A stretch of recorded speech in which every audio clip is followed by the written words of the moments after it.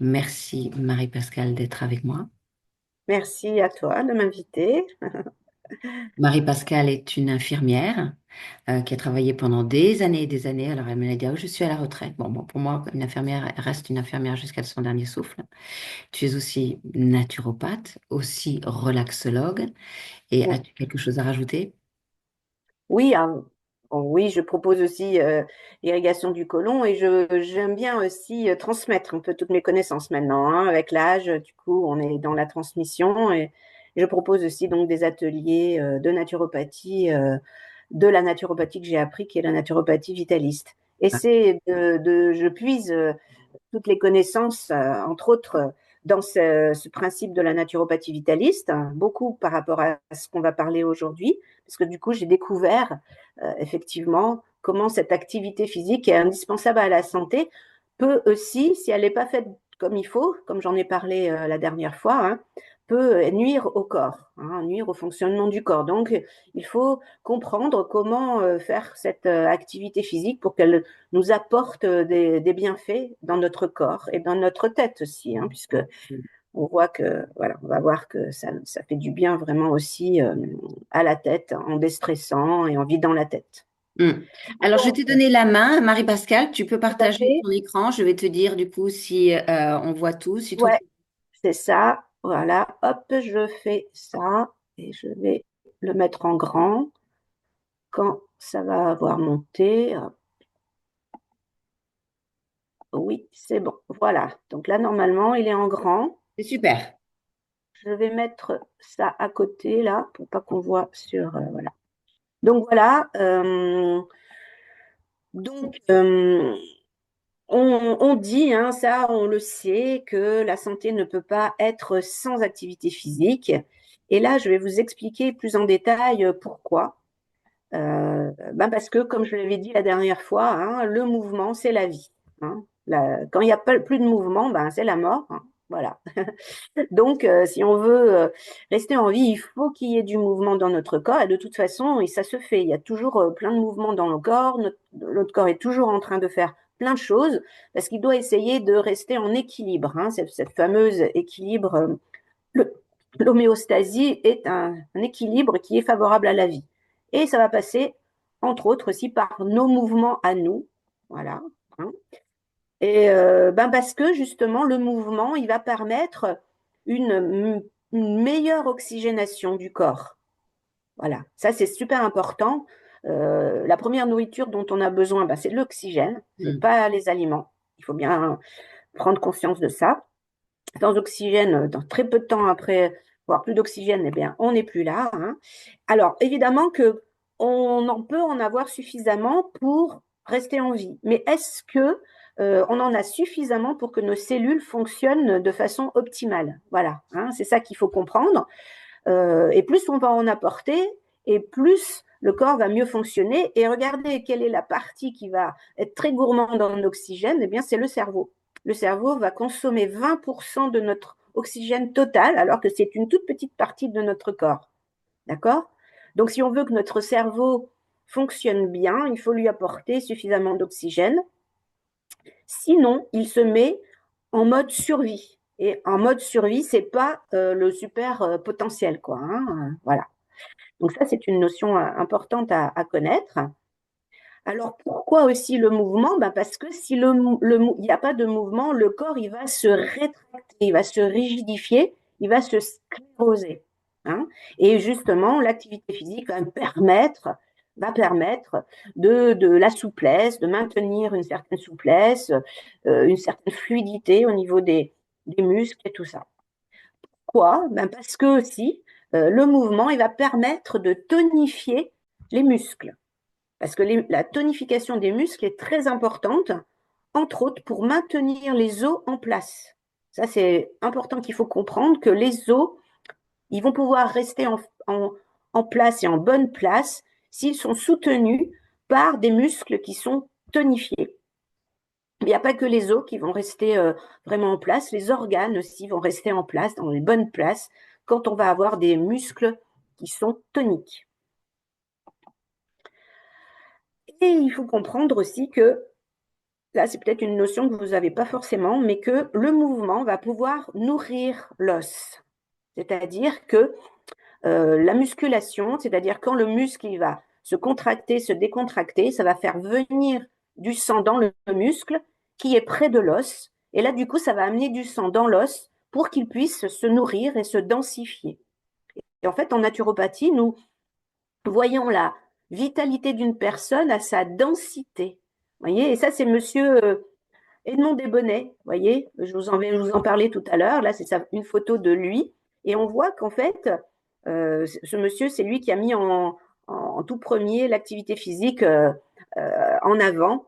Et on voit que ben, ce qui est important, c'est d'avoir un corps dense, c'est-à-dire tonique. Alors, le plus dense possible, ça veut dire le poids le plus lourd dans un volume le plus petit. C'est ça, être dense, dense. D'accord? Et en fait, la densité de nos muscles va aussi refléter la densité de nos os. Et, et c'est dans les os que, ben, par exemple, on va créer tous toutes les cellules sanguines. Donc, plus les os sont denses, plus les os sont vitaux. Et donc, du coup, on va pouvoir avoir une bonne santé en général. Sans mouvement, ben, il n'y a pas d'élimination par la transpiration. Il faut savoir que la peau est un émonctoire très, très important grâce à ces cellules euh, sébacées et sudoripares qui vont éliminer un certain nombre de déchets dans notre corps. OK? Et donc, du coup, dans notre Monsieur Marchessault, le fondateur de notre naturopathie, disait que le muscle est le contrepoids du nerf. Qu'est-ce que cela, ça veut dire? Cette phrase, elle veut dire qu'en fait, le système nerveux, il va pouvoir se relâcher grâce à une activité physique, tout simplement parce que l'énergie étant dans les muscles, elle n'est pas dans la tête. Elle ne peut pas être partout, en fait, l'énergie. Donc, si on fait fonctionner les muscles, automatiquement, il va y avoir moins d'énergie dans la tête et donc ça va déstresser, ça va relâcher le système nerveux.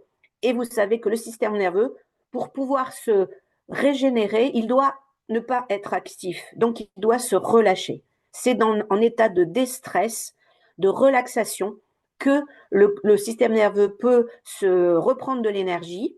Et le sport, c'est un des outils qui va nous permettre de relâcher notre système nerveux. Voilà, donc c'est ce que j'ai dit, hein. Donc l'activité physique va donc mettre l'énergie dans les muscles et pas dans le cerveau. Mais aussi, l'activité physique va aussi produire des endorphines qui sont aussi des hormones qui nous permettent de ressentir un mieux-être et comme une sorte de relâchement général dans tout le corps. Mais une activité physique mal faite, mal, comment dire, oh, je perds mes mots, Ciblé, pas excusez-moi. forcément ciblé, faire trop. Oui, voilà, exactement. Faite sans entraînement et tout ça va être dommageable pour le corps, hein. Quand elle est trop intense et trop rapide, sans échauffement, ça va être vraiment très problématique. Et quand elle va être faite de cette façon-là et en plus longtemps, eh bien, il va y avoir une acidification du corps. L'acidification, c'est l'acidose tissulaire, c'est l'accumulation d'acide, entre autres l'acide lactique, dû au fonctionnement des muscles. Et ça, alors, quand ça va être devenu un petit peu de chronique, ça va entraîner un certain nombre de choses, hein. Il peut y avoir des inflammations qui vont nous faire aller jusqu'aux tendinites, hein. Il va y avoir des risques de douleur avec des courbatures. Il va y avoir aussi des raideurs. Et les raideurs dans le corps, au niveau muscle, au niveau tendon, tout ça, ça peut faire des dommages. Entre autres, le muscle, il peut claquer, hein. Il peut y avoir des risques de calcification. Euh, et, et en fait, il faut comprendre qu'une acidose tissulaire est vraiment la base sur laquelle n'importe quel trouble de la santé peut s'installer. Donc ça, c'est vraiment important de le savoir. Euh, c'est la notion d'équilibre acido-basique, si certains connaissent. Et donc, du coup, l'activité physique mal faite va pouvoir euh, favoriser cette acidose tissulaire. Donc, il faut aussi en tenir compte. Alors évidemment, hein, si on va faire une activité un petit peu trop violente sans s'entraîner, eh bien il peut y avoir des problèmes cardiovasculaires, hein. Donc du coup, on a beaucoup d'exemples, hein, de personnes qui n'ont pas fait de sport depuis 10, 15 ans, qui vont s'y remettre, ils sont très enthousiastes, ils y vont un petit peu trop fort et ils peuvent avoir des problèmes cardiaques très problématiques, hein. Donc, il va falloir aussi, dans notre envie de retourner à l'activité physique, si ça fait quelque temps qu'on ne l'a pas fait, respecter une certaine progression de l'effort pour ne pas être que ça devient dommageable pour notre état d'être. D'accord? euh, bon, ça, je ne sais pas pourquoi cette slide est là. Ah, mais oui, mais c'est parce que... Voilà, ok. Donc, du coup, dans les aides qui peuvent nous aider dans la santé, on a plusieurs choses. On a l'alimentation, le sommeil réparateur, la gestion du stress, des émotions et l'activité physique. Ça, c'est ce qu'on en avait un petit peu parlé déjà. Et l'activité physique est un pilier principal qui va amener le mouvement. Et ça va pouvoir nous emmener vers ce que j'appelle l'équilibre santé. euh, Parce que du coup, dans tout ça, même dans l'activité physique, il va falloir trouver un certain équilibre. Euh, il va falloir respecter le corps pour pouvoir lui permettre de mieux fonctionner. C'est le grand objectif de la naturopathie, c'est qu'il faut suivre un certain nombre de règles pour que le corps puisse de toute façon, en respectant ces règles, le faire fonctionner toujours de mieux en mieux. Et nous appelons ça une activité physique physiologique, qui va respecter la physiologie. Donc l'activité physique physiologique, elle doit respecter la vie. Et donc, comme je le disais tout à l'heure, et là on va peut-être donner un petit peu plus d'exemples, c'est qu'elle doit tonifier, mais harmonieusement, tous les muscles du corps. C'est ça qui est vraiment très très important. Là, je reviens en détail sur tout ce que j'ai énuméré tout à l'heure. Et que donc du coup, eh bien, ça va se faire par des mouvements de contraction et de décontraction afin de tonifier les muscles et donc du coup aussi les os, comme je dis tout à l'heure. Donc évidemment, on va avoir plein d'activités physiques qui vont pouvoir faire ça, hein. Donc des mouvements de flexion, de flexion, le travail avec les haltères, avec des petits poids ou pas de petits poids. Et donc du coup, l'objectif va être de voir quels sont les muscles pardon, qui vont être les plus utiles à tonifier. Donc je vous ai dit tout à l'heure qu'il faut que les muscles gardent en place la colonne vertébrale, dont les muscles du dos vont être vraiment utiles, surtout les deux muscles qui sont le long de la colonne vertébrale, qui doivent être bien toniques pour pouvoir la maintenir. Et puis après, il va y avoir les abdominaux pour pouvoir tenir les organes internes. Mais il ne faut pas oublier que tous les autres euh, os, os ont besoin d'être nourris. Donc les bras, donc avoir différents mouvements pour muscler les biceps, mais aussi tous les autres muscles des bras, mais aussi tous les muscles des jambes. Donc un petit programme de petite musculation. On n'est pas obligé d'être très intensif, mais on fait bouger ces muscles-là pour petit à petit les tonifier. Après, je vous expliquais, l'oxygénation est vraiment très, très importante. D'accord? Donc, on va avoir plein d'activités physiques qui vont pouvoir augmenter l'oxygénation. Donc, augmenter l'oxygénation, c'est quoi? C'est avoir des inspires et des expires plus importantes que celles qu'on fait quand on est au repos. C'est tout simplement ça.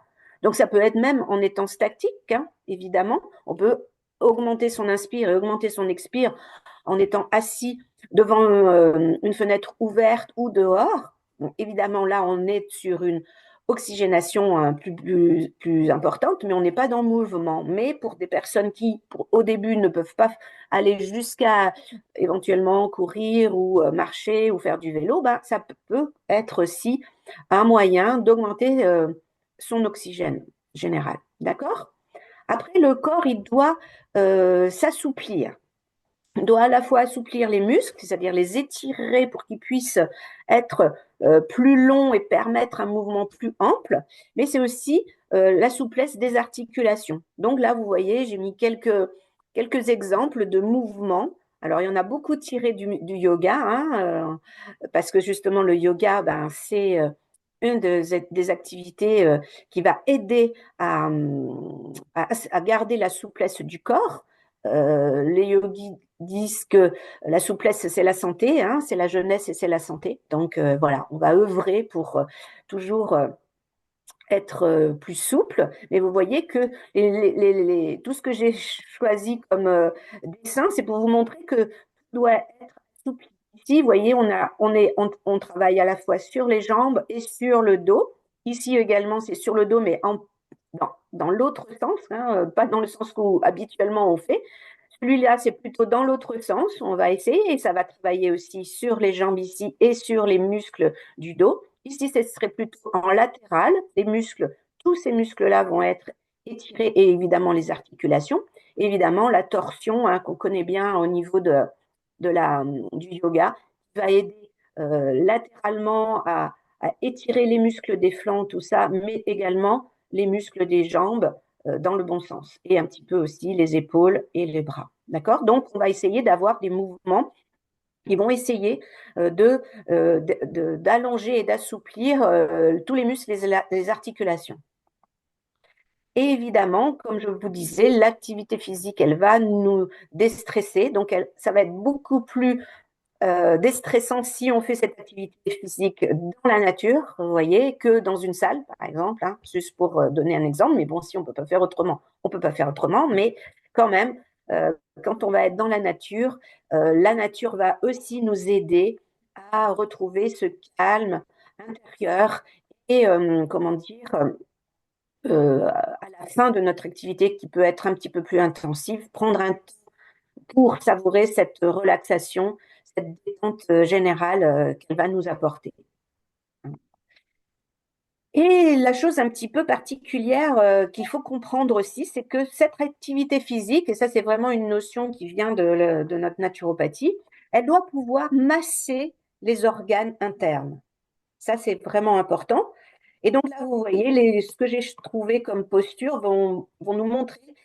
Ici, vous voyez, cette posture où toutes celles qui ressemblent à ça vont venir masser tous les abdominaux, mais aussi donc du coup tous les organes qui sont au niveau du ventre. Hein. Donc le foie, la rate, le pancréas, les intestins vont être massés, vont être comprimés puis décomprimés quand on va sortir de la posture, par exemple.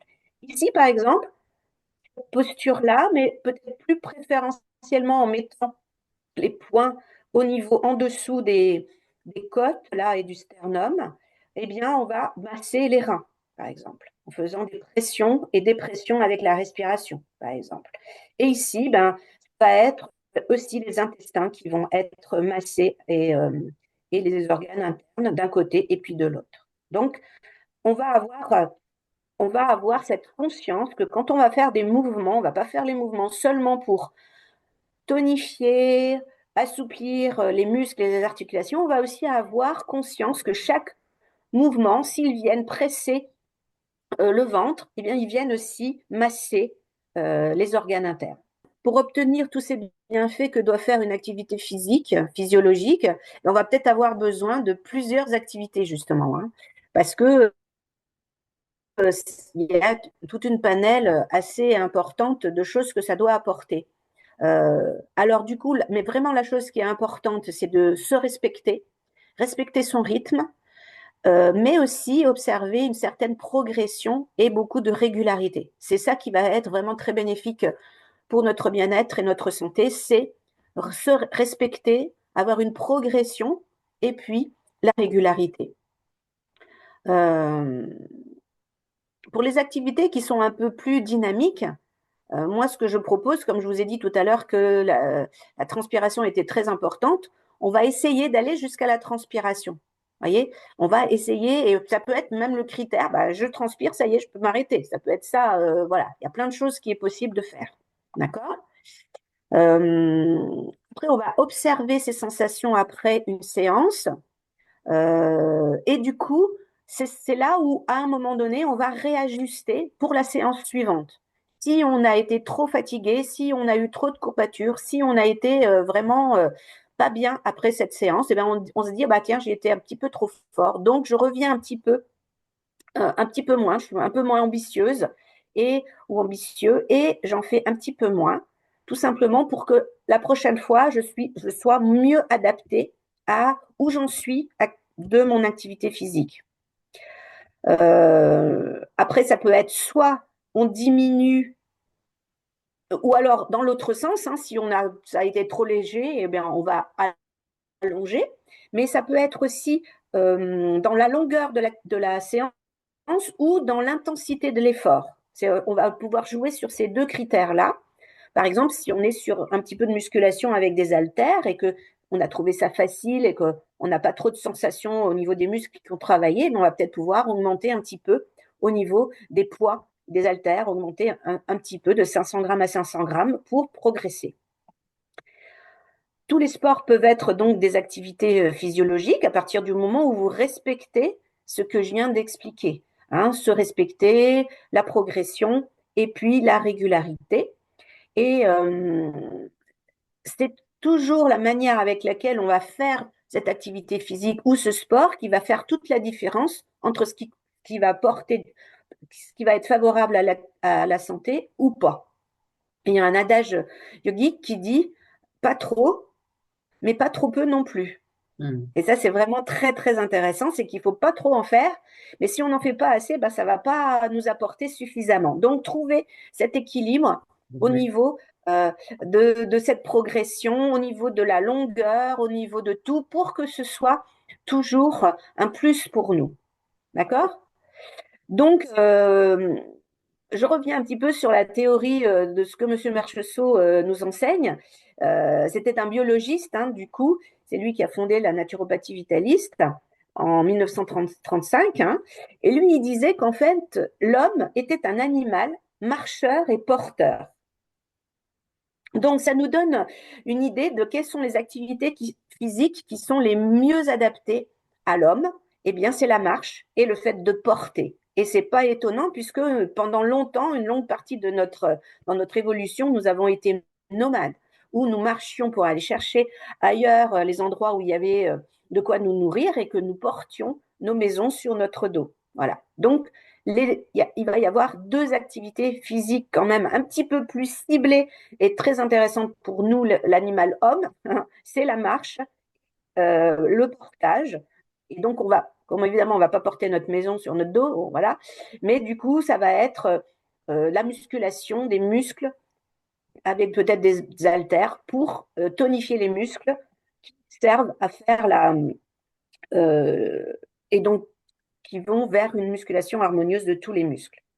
Et donc, du coup, juste pour vous expliquer, nous, en naturopathie, dans notre école, on apprend une gymnastique qui s'appelle la biokinésie, hein, et qui va, donc, qui justement, au départ, a été créée par Edmond Desmonnets, dont je vous ai montré une photo tout à l'heure, qui a créé l'activité physique, la culture physique, voilà, c'est à la culture physique, il a appelé ça comme ça, on cultive son corps. Et M. Marcheseau l'a un petit peu modifié pour en faire la biokinésie. Donc voilà, alors ben, vais vous réexpliquer hein, que elle va agir, cette biokinésie, mais vous allez voir que n'importe quelle autre activité physique, vous allez pouvoir, en respectant tout ce que je vous ai dit, avoir les mêmes avantages que cette biokinésie, c'est qu'elle va avoir une action sur le plan physique grâce à l'action des muscles sur les organes internes par des mouvements combinés de flexion et de torsion, hein, ce qui va permettre les automassages et le nettoyage des organes, hein, surtout de ces organes-là. Hein, quand on va le presser et qu'on va le dépresser, et bien du coup, ben, le foie va se nettoyer, la vésicule biliaire éventuellement. C'est très subtil, hein, on va dire, c'est pas vraiment des écrasements, mais justement parce que c'est notre corps qui peut le faire, c'est jamais dommageable. Voilà, hein, les intestins, les reins, les poumons, comme je vous disais. Alors les poumons, comment on peut nettoyer ou faire mieux fonctionner les poumons? Ben, justement, c'est ce que je vous ai dit tout à l'heure, c'est en augmentant nos inspires, en augmentant nos expires, par exemple. Mais tout à l'heure, je vais vous expliquer un petit exercice que vous allez pouvoir faire qui va vraiment être très très bien pour les poumons. Donc du coup, ça va activer la circulation sanguine, ce qui va permettre de mieux faire fonctionner le système cardiovasculaire, bien sûr, mais qui va aussi permettre les fonctions d'élimination, de digestion et, comme je vous ai dit tout à l'heure, l'oxygénation qui va, donc tout ça va être amélioré. Hein. Euh, le travail sur les articulations, la tonification des muscles pour nourrir les os, d'accord, hein, comme je vous ai dit tout à l'heure. Donc, elle va avoir aussi cette activité physique sur un plan énergétique, parce qu'il faut comprendre que cette énergie vitale, on peut la récupérer, et entre autres par la respiration. D'ailleurs, au yoga, c'est le prana, hein, on dit ça, hein, l'énergie vitale. Nous, on appelle ça énergie vitale, mais euh, en Ayurveda, c'est le prana. En médecine chinoise, c'est le chi, le ki, le ka, et en Japon, et tout ça. Donc, on parle de la même chose, on utilise juste des mots différents. Hein. Et évidemment, on sait que par une respiration nasale, inspire-expire nasale, on va pouvoir mieux capter cette énergie vitale, mieux capter ce prana. Donc, évidemment, peut-être pas forcément tout le temps, mais le plus souvent, on va essayer d'avoir une respiration nasale qui va nous revitaliser, nous redonner de l'énergie vitale. Et bien évidemment, elle va, sur le plan psycho-émotionnel, cette activité physique va déstresser, et donc du coup, parce qu'on est plus sous l'emprise du stress, on va être plus lucide, plus clair dans nos idées, dans notre façon de penser. Elle va nous permettre d'avoir un sommeil plus réparateur. Et du coup, tout ça, ça va améliorer tout ce qu'on a expliqué avec un bon sommeil, la mémoire, la compréhension des choses, tout simplement parce que quand on n'est pas sous l'impact du stress, automatiquement, plein de choses peuvent nous apparaître différemment que si on est sous l'impact, sous l'emprise du stress. D'accord? Grâce à la respiration, avec des mouvements spécifiques, les postures faites en conscience, c'est ça ce qui est super, super important, c'est je fais un mouvement et je sais pourquoi je le fais pour tonifier ce muscle, je le fais pour libérer cette articulation, je le fais pour masser cet organe, vous voyez ce que je veux dire, c'est ça, faire des mouvements en conscience, c'est je sais ce que je fais avec cette activité physique. Avec l'expérience du dosage de l'effort, se respecter le tout temps le plus possible, la biokinésie permet de devenir plus résistant à la fois au plan physique et psychique. Et là, je mets le mot biokinésie, mais n'importe quelle activité physique que vous ferez dans les mêmes conditions et qui vont vous apporter les mêmes choses se fera de la même façon. D'accord? Donc, du coup, je résume ce qu'une activité physique doit nous apporter. Elle doit déverrouiller les articulations, entretenir la souplesse, améliorer le fonctionnement des organes internes, améliorer la circulation sanguine, améliorer l'oxygénation et apporter une relaxation profonde. Donc du coup, l'activité physique doit dynamiser le corps, déstresser le mental, favoriser la mémoire et la lucidité et la compréhension des choses de la vie. Cette méthode est donc je parle de la biokinésie, donc, est complète et elle agit sur tous les plans, en douceur et selon le rythme de chacun. Et donc, comme je vous dis, vous pouvez adapter vos activités physiques pour que vous ayez ces mêmes effets positifs sur votre corps et votre esprit. Donc, du coup, j'aime bien parler aussi d'une autre activité qui est la marche afghane. Comme je vous disais tout à l'heure, on est des marcheurs, donc la marche est vraiment l'activité physique qui va nous aider et qui va être en harmonie avec nous-mêmes. Et la marche afghane est un petit peu particulière. Alors là, ce dont je vais vous parler, c'est seulement la respiration de la marche afghane on va synchroniser sa respiration avec ses pas. Et du coup, là, on va augmenter son oxygénation et même sa capacité respiratoire en progressant. Hein. Et la marche va tonifier les muscles des abdominaux, va apporter de la souplesse au niveau du bassin. Et suivant aussi comment on va marcher, on va pouvoir acquérir plus d'harmonie, même entre le haut et le bas du corps, suivant comment on va marcher. C'est tout subtil au niveau de la marche. On a l'habitude de marcher, mais on peut marcher d'une certaine façon qui va faire que tout le corps va travailler et va s'assouplir. Coordination entre les épaules et le bassin pour faire comme une sorte de fluidité au niveau de la colonne vertébrale. Voilà. Et par cette oxygénation importante cette focalisation sur notre respiration, eh bien, ça va vraiment apaiser énormément le mental. Donc la marche à canne est vraiment une activité physiologique. Voilà, elle va pas tout faire, mais voilà. Hein. Et donc, du coup, évidemment, la course à pied, ça peut l'être si on se respecte énormément, si on ne fait pas de trop longues distances. Hein. Elle peut être physiologique si elle est bien respectée. Et donc, je vous parlais tout à l'heure d'un petit exercice que vous pouvez faire qui va aider à l'oxygénation, mais qui va aussi améliorer le fonctionnement de vos poumons. C'est un exercice de biokinésie qu'on appelle le 3 fois 400 mètres. Je vais vous décrire un petit peu comment vous pouvez faire. Vous allez repérer un trajet qui fait à peu près 400 mètres. La première fois, vous allez le courir avec une toute petite foulée en n'étant pas du tout fatigué. Vous allez vous arrêter, récupérer euh, votre respiration, vos battements cardiaques. Le deuxième 400 mètres, vous allez le faire un petit peu plus fort. À nouveau, vous allez vous arrêter. Vous allez pouvoir attendre que la respiration se réharmonise. Et le troisième, vous allez le faire à fond, de chez à fond, à fond, à fond, à fond. Et là, l'objectif, il est d'arriver à l'essoufflement. Et l'essoufflement, qu'est-ce que ça fait? Ça fait travailler en excès les muscles euh, entre les côtes pour faire ouvrir à fond et le faire refermer à fond. Donc, augmenter l'ouverture des poumons, augmenter la fermeture des poumons. Et c'est ça qui va nettoyer et masser le poumon. Voilà. Donc, vous voyez, ça dure 10 minutes. En 10 minutes, on a fait ces 3 fois 400 mètres. Ça peut être très intéressant en général pour améliorer le poumon. Donc évidemment, hein, comme je l'ai dit tout le long de la présentation, on a plusieurs activités hein, qui peuvent être physiologiques. Hein. Donc là, j'en énumère quelques-uns s'ils sont faits en respectant les critères que je vous ai énumérés. Et évidemment, ben, avec la société Super Patch, on va pouvoir avoir des aides qui vont nous aider soit à améliorer notre activité physique, soit à nous y remettre. Hein. Et donc, du coup, en nous donnant de l'énergie, de la motivation.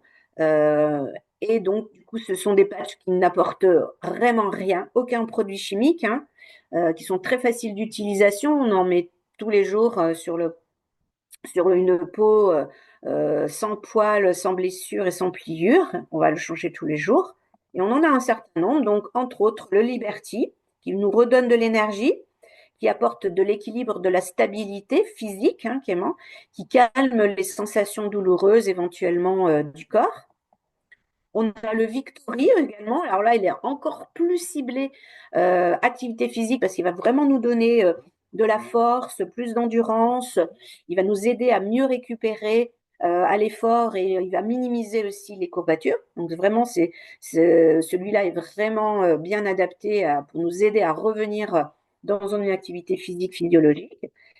Le Boost également est un nouveau patch qui est arrivé qui va nous donner de l'énergie vraiment très régulière sur toute la journée, sans coup de pompe, sans coup de fatigue, et qui va stabiliser aussi l'humeur. Donc ça peut être une aide très intéressante. Nous avons également le focus qui va nous permettre de revenir sur notre ressenti pour être plus dans l'écoute de la progression et le respect de notre corps physique, dans les critères que je vous ai demandé de respecter, euh, et aussi de nous donner un petit peu aussi, de nous faire respecter un petit peu l'objectif qu'on s'est donné de faire notre activité physique régulièrement. Alors, les deux autres que je vais vous présenter là, c'est juste, je trouve que c'est pour nous aider par rapport aux petites problématiques qui peuvent arriver euh, par notre activité physique. Ben, en fait, si par exemple on fait une activité physique en hiver et qu'on risque de prendre froid, ben, le défunt, il va nous soutenir au niveau de notre système immunitaire, mais également il va aussi améliorer la circulation sanguine et lymphatique, qui va être un plus pour notre activité et qui va nous permettre aussi de mieux récupérer à l'effort. Et nous avons le LUMI également qui peut nous aider. Bien sûr, il œuvre sur la peau pour qu'elle fonctionne le mieux possible, mais il agit aussi sur les ligaments et les tendons. Donc, du coup, tout ça, ça va faire comme une sorte de prévention pour de toutes les éventuelles blessures qu'on pourrait avoir avec nos activités physiques. Hein. Donc, en conclusion, pour préserver notre bien-être physique et psychique, avoir une activité physique est indispensable. On va essayer de la mettre dans notre quotidien, la programmer, vraiment mettre des rendez-vous avec elle dans notre agenda. Il faut la mettre au même niveau que l'alimentation. Alors évidemment, on n'est pas tous encore prêts peut-être à aller vers l'activité physique, mais sachez que vous avez des aides qui peuvent vous y aider euh, avec les super patchs. Et donc, du coup, tout ça, ça va préserver à la fois la musculation, la densité de nos os, la souplesse de notre corps et bien sûr, toujours augmenter cette oxygénation qui est vraiment bénéfique pour le cerveau, qui déstresse et qui permet cette lucidité, cette clarté d'esprit. Hein. Euh, et tout ça, ça va faire qu'on va être beaucoup plus résistant à n'importe quelle problématique de santé. Et je termine le plus tôt possible, plus ça va être quelque chose de complètement naturel. Et les enfants, s'ils ont une activité physique en étant jeunes, ils vont la garder en étant adolescents, jeunes adultes et adultes. Donc, du coup, il faut commencer le plus tôt possible sans que ce soit une trop grosse pression. Hein. Toujours pareil, respecter aussi le rythme des enfants. Donc, voilà ce que je voulais vous apporter aujourd'hui.